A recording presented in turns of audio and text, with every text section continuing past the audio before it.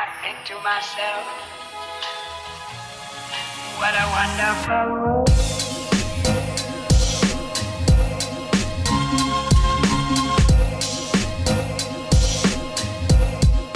What's going on, guys? Welcome back to another video.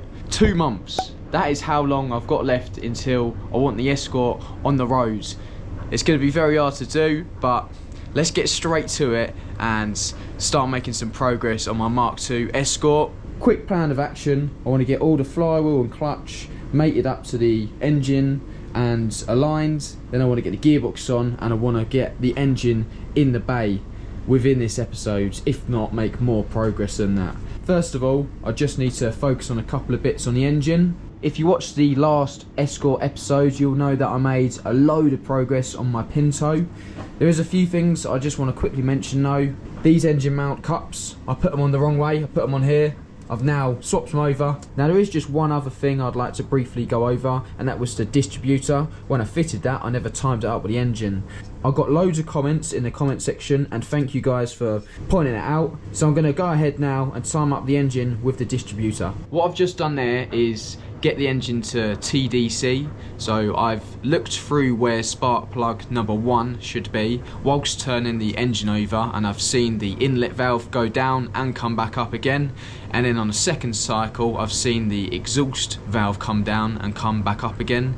And now I know it's on top dead center. There you go, you can see it's all lined up. Now what I've got to do now is I've got to take the dizzy cap off. This can only go on one way. This one here is for spark plug number 1. So now I need to adjust the rotor arm roughly so it's firing at number 1. Now I have watched another YouTube video, and this is what they do. If this does need fine tuning, then obviously I can whack it off and tweak it slightly. But yeah, now I can plonk that in with the engine timed up and know that the distributor is in time with my engine. Just when you think everything is starting to come together, you just get a curveball thrown straight at you. And I can't dodge this one. Let me explain to you guys what's wrong with my Pinto. So the other day I came out into the garage with all intentions to time up the dizzy with the engine. So I took it out, span the engine over, got it to TDC, and this is where the troubles began. I slotted it in, spun the engine over twice, and it was facing a complete wrong way. So I thought, oh, I've got to have done something wrong here. So I've done it again, and it was still facing the wrong way after I'd done 2 cycles of the engine. I didn't know what was going on, so I went inside, got my dad out here because 2 heads are better than 1. He's checked the dizzy over, slotted it back in, facing piston number 1, or cylinder number 1. We spun the engine over, and he's just spotted it. I'm still turning the engine over, and the dizzy stopped. And then it picks up again. So then we removed the dizzy to find the damage. As you can see, the auxiliary shaft which runs the distributor is knackered. I have been doing a lot of research since I found the damage on the gear, and apparently cheap dizzies cause wear on the auxiliary gear. Finding the damage was a slight kick in the teeth, to say the least, because I purchased this engine on the understanding that it was a running engine. That's what it was advertised as.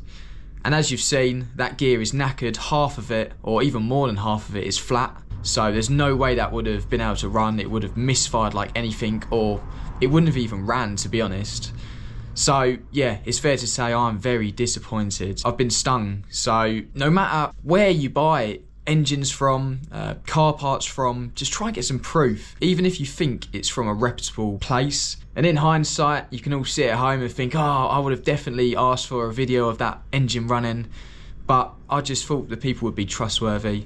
And yeah, clearly it's not a running engine, and I've been stung, so I'll have to be a lot more cautious in the future. Anyway, that's story time out of the way with. I'm not a negative guy. I'm always really positive in these videos, and that is a way I like to keep things. So I've got a can of Dr. Pepper here. I'm going to crack it open and let you guys know what my plan of action is. That's just what I need to wipe away the tears. So what is my plan of action? Basically, that gear down there, there's loads of swarf that must have came off of that. And to be honest, when I took the sump off for the first time, there was loads of swarf in the sump. The only thing that's slightly worrying is there is a small amount of debris right at the bottom there. I'll try and scoop it out. I didn't think anything of it because I thought it was a running engine. Clearly, this isn't a running engine. So, I've got to strip it down. There is no two ways about it. I've got to strip this engine now. I'm going to take the head off, take the sump off. I'm going to change the main end bearings, big end bearings, get all the valves out, get the head skims, you name it. This is a full engine strip and build now. I cannot run the risk of any bits of swarf being left in the engine. So without further ado, I'm going to start to strip down my 2 litre Pinto. It's going to be quite interesting for the channel because I've never done a full proper engine rebuild, and I'm quite excited to get stuck in now that I know I have to do it.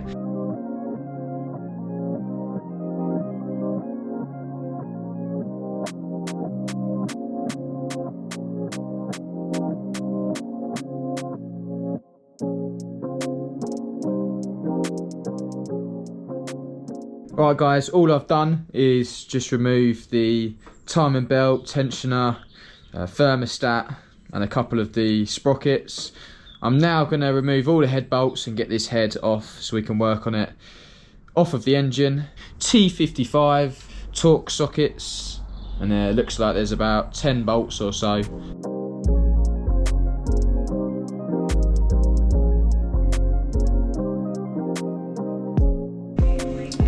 Get this head off.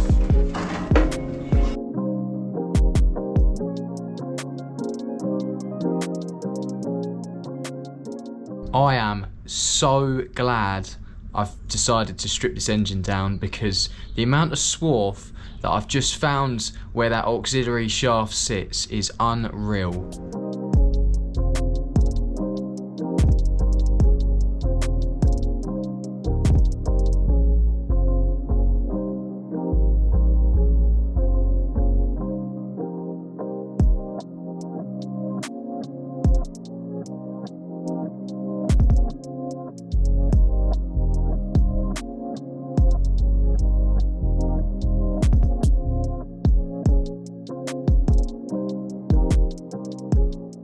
As you would have all just seen, I've stripped down my Pinto quite a lot. I've removed the head and yeah, I've just removed all the ancillaries, the sump, and now I'm going to check my main end caps and my big ends bearing caps.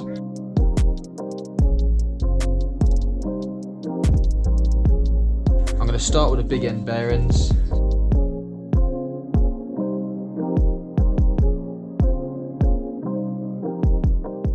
I've just been removing and checking the big ends on the pistons, and on piston number 1 there is a fair bit of scoring, but on the others they seem relatively clean, which is good, but I'm definitely going to be changing them. I'm just going to now whack off the main ends from the crank to see if there's any damage to them.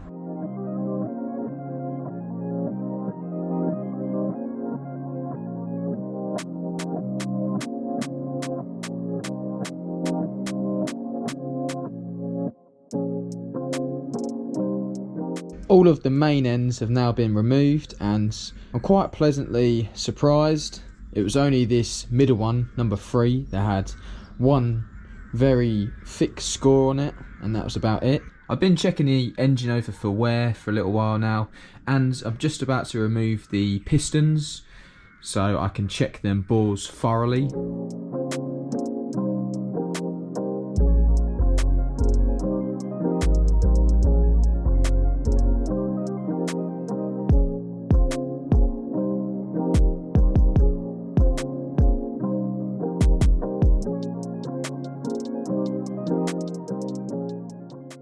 I've now fully removed all 4 pistons and the crank from the engine, and as you can see in the videos, there's only some light scoring on the main end bearings. There was slightly more on the big end bearings, but yeah, it's just one of those things. I've had a look down all of the bores and there's some slight scoring, but it doesn't look like anything major. Let me know what you think in the comment section below. The only one score I'm slightly worried about is the one on piston 3 that I'll show you now.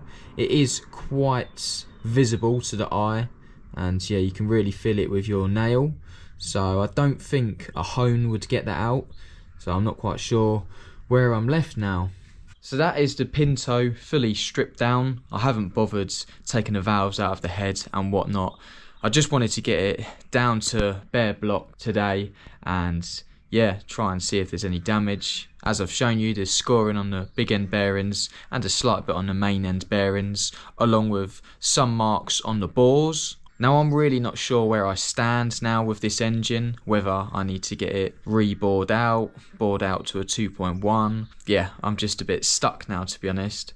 If you guys have dealt with Pintos in the past or have got any recommendations on where to go next, then please whack it in the comment section below. I think I'm going to take it to a machine shop and they can tell me my options. I think I'll just get it rebored and then bigger pistons put in. It would be fair to say I'm feeling a little bit deflated now. Just didn't really expect to find this with the engine, but I'm not going to bang on about it because there's nothing I can do now. I've just got to push harder than ever to get this engine rebuilt in a timely manner because I really do want to get the Escort on the road for May.